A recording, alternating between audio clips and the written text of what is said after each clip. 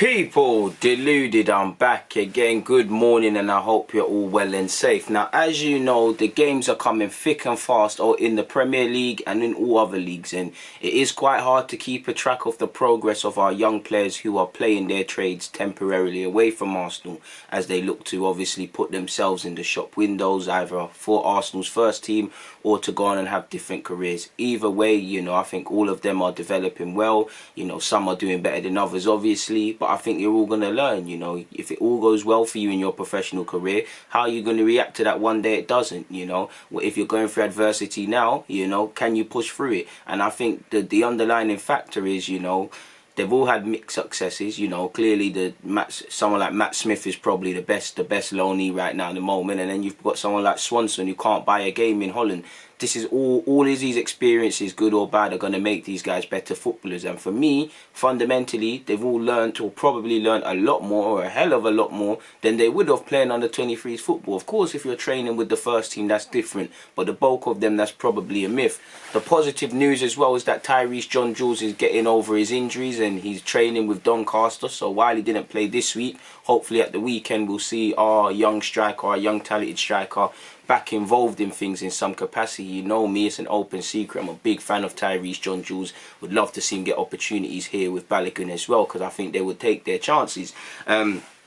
So let's start from the bottom to the top, people. You've got Ilev, he's been on the bench for Shrewsbury Town. He's had to be patient. He's, 24 years of age. His team drew 2-2 against MK Dons. And if you look at the highlights, I think he could have done better for both of those goals. It weren't all his fault. The last one, there's a poor sequence of play collectively throughout his whole team. But I felt similar to Edison against Spurs, to paint a picture. I felt his positioning was poor. I think he was too quick off his line. I think he made the attackers mind up, and he contributed. The first goal as well, again, people in his team are not closing men down quick enough, but he spilt the ball into the path of an MK Dons player. And 24 years of age, he's been on a couple of loan spells. You want to see a bit better than that, Again, Matt Macy might move on. There seems to be an opportunity for a third choice goalie, and I'm not too sure anyone wants to accept that, but you're not showing any form to suggest you're going to be that, in my opinion. Tom Smith was on the bench. I've got no news on Swanson, but again, I can't imagine he played too many times. James Olienka got 90 minutes against Forest Green Rovers and also got similar against Warsaw. From the highlights, he looked like he had a decent game, and he's going from strength to strength. And for me, I'm very impressed with how quickly he's adapted to life at Southend, people. And again, it's all about putting yourself in the shop window. He had a decent loan spell at Northampton. He's now at Southend. Can you put yourself in the shop window? Can you even show Arsenal you've got something? Because I think it's a myth for you making it here as a central midfielder. But, you've got energy. You've shown you can carry a ball and score a goal or two. Put yourself in the shop window. So he gave a good account of himself. I'm tired, in a positive way, I'm tired of speaking about Matt Smith, because again and again he's having positive performances. He got an assist at the weekend against Bristol Rovers. You all saw it. It was from a dead ball situation. He's whipped the free kick in and he's put it to the back post, and they've scored, people. He also played quite well in their game yesterday, and there's so much game time, I can't remember who's actually played who, so it's good that I've made notes. They won 1-0, apologies. No, forgive me if I'm wrong. They actually lost against Lincoln, if I'm correct, people. I've actually watched the game, so I should know. What I saw from Matt Smith in that game, again, he didn't get a goal, he didn't get an assist. But the pressing, the covering, the dirty works in relation to being a midfielder. That's why I'm so confident Matt Smith is going to have a decent career in the game. Because he's got the Arsenal, he can play the passes, and he's got the English heart. And he showed it. He never stopped pressing. His positioning was spot on. He got mucked in. He led from the front. Most importantly, he's displayed some consistency. Again, 2 games. Obviously, again, for Ben Shafe, at the time of making this vid, they're actually playing today. So he's just missed out on this. But I feel Matt Smith, if I had to give loanee of the year or loanee of the season so far for Arsenal, it'd be Matt Smith, because out of everyone that's gone out on loan, for me, he's probably enhanced his reputation the most. He's shown the most consistency, and for me, I genuinely believe he's going to field permanent offers. I can't imagine championship teams are not taking tabs on him, people. I really like him. I think he's got a lot to offer the game. Not too sure for if he's going to make it at Arsenal, but again, 2 games, 2 convincing performances, 1 assist, and whether they're winning, losing or drawing, very rarely do you see or hear Matt Smith has had a bad game. And like I said, it's the consistency, because he's still only 19, people. and he's taken to life. And how he's playing now is how I saw him play for the under-18s and how I saw him play for the under-23s and whatnot, people. Like I said, they lost against Lincoln Town, Tyrese John Jules' old club. You know, Matt Smith is probably the easiest lone player to talk about because he's putting in the performances. And like I said, I can't imagine his agent isn't fielding offers or there isn't indirect inquiries about him, people, in my opinion. You've obviously got Ben Shafe. I think he had a tough 20 minutes in the 60-odd minutes he got against Birmingham. A couple of stray passes, putting pressure on his teammates, but he recovered. And, you know, in that midfield role, he kind of showed why he's having a decent loan spell at Coventry. He got stuck in, but again, it's probably too little too late, and it was a mixed game. Like I said, it was a tough 90. Bowler at Rochdale, he got 90 minutes against Wimbledon, and for some reason, again, I never watched the game, he was substituted within at the 45-minute mark at half-time against Northampton. I don't know if that's an injury, I don't know if it's a tactical change, but it is what it is for the 21-year-old. Now, Mark McGuinness has had a mixed time at Ipswich. He's shown his quality, but he's had a tough time as well, in my opinion. I think if you look at how they played against Shrewsbury in their 2-1 defeat, you know, victory, but he conceded a pen and he had a couple of nervy moments. It could have been a lot worse. And he had a mixed display in the 3-0 defeat against Hull, people. So over the last 2 games, McGuinness has been a bit mixed, but this is why you want these young players thrown in. You've got to show consistency, you know, you've got to show that you're right. And if you look at the highlights, you know, it was just, if you watch the game like myself, you know, Hull absolutely destroyed them. Some of the goals they scored were criminal, people. And there's one Hull player I was going to do a video on, people. Black guy, he's a winger. I think he's like 21 years of age. I like him a lot, man. What's his name? I think it's Milks or Wilkes or something like that. Yeah, this number 7. He's 21 years of age. Yeah, he plays for Hull in League One. I think he's a player to look out for. I'm not saying he's going to be a madness and stuff, but you know, he's of Leeds. Anytime I've seen him play for Hull this season, he's looked all right. And I think he put them to the sword, people. I think he's a player that's doing a lot, people. I think, you know, he's got the world. He's setting the world alight for Hull, in my opinion. Maybe that's an exaggeration and I'm going off topic, but yeah, I like what I saw from him. But either way, you know, 90 minutes across both games, mixed displays, and it was tough. Sadly, Harry Clark played no part of his teams, or better yet, Oldham, if you don't know, played no part for them across their 2 games due to injury. Ballard was back on the bench for Blackpool. I never watched the game, but from what's available to me on the internet, I don't know if he played against Doncaster, which would have been good to see Ballard, you know, Ballard play.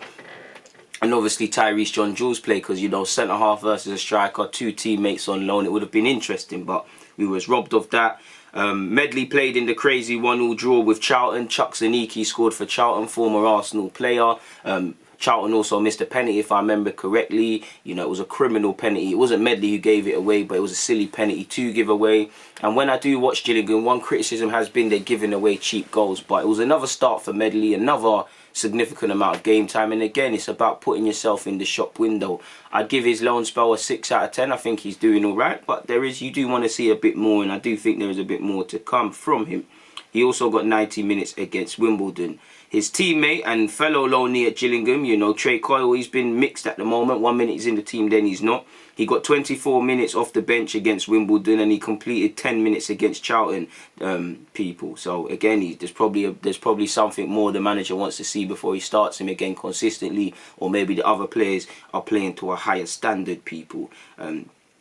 So there's that. I also wanted to speak about Matteo Guendouzi. I haven't spoken about Torreira. I've missed him out, people.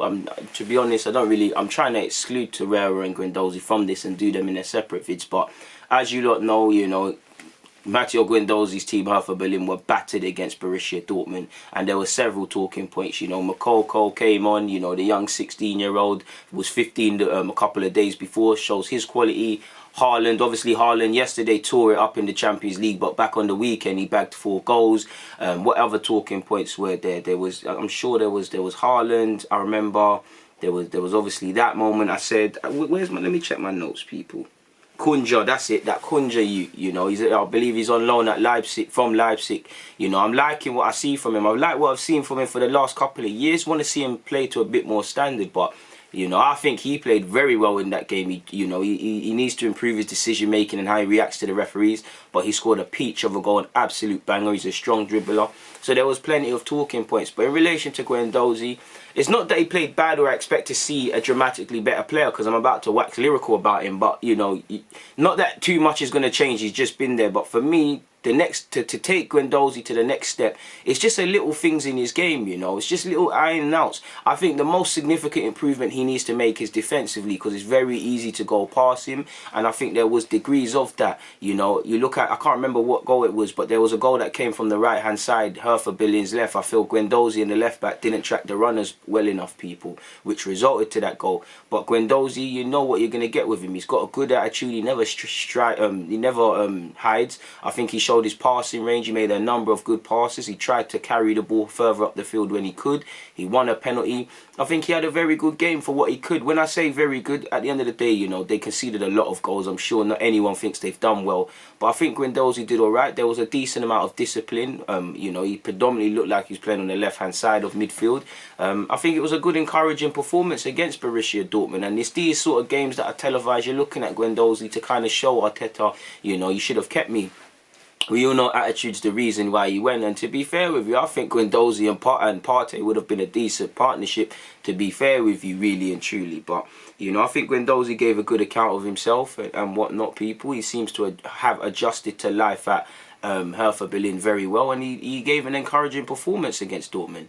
Also, you know, I know a lot of you know about Luca Bacchio. Still think there's a lot of development to be done in his game. So yeah, man, in relation to my long report, you know, that's all I wanted to speak about, people. You know me, I like our youth football, so I'll always offer my opinions based on what I've seen, heard or researched for myself. Either way, like I said, whether it's going well for these players or going amazing, there's all something these guys are going to learn, and it's a big season.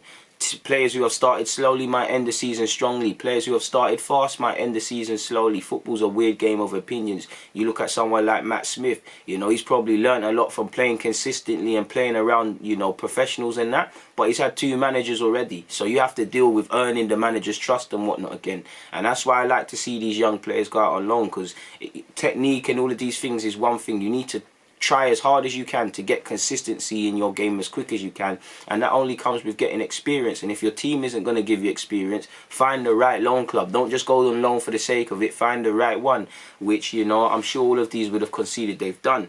In relation to me though, I've got nothing more to add, so I'm not going to bore you lot. It's always a pleasure though. That's my long report done, people. Please hit the like button, please comment, you know, please make sure you're checking out the YouTube memberships. Please make sure you've hit your reminders on my videos, because I know a lot of you are missing the live streams. But for now, DG.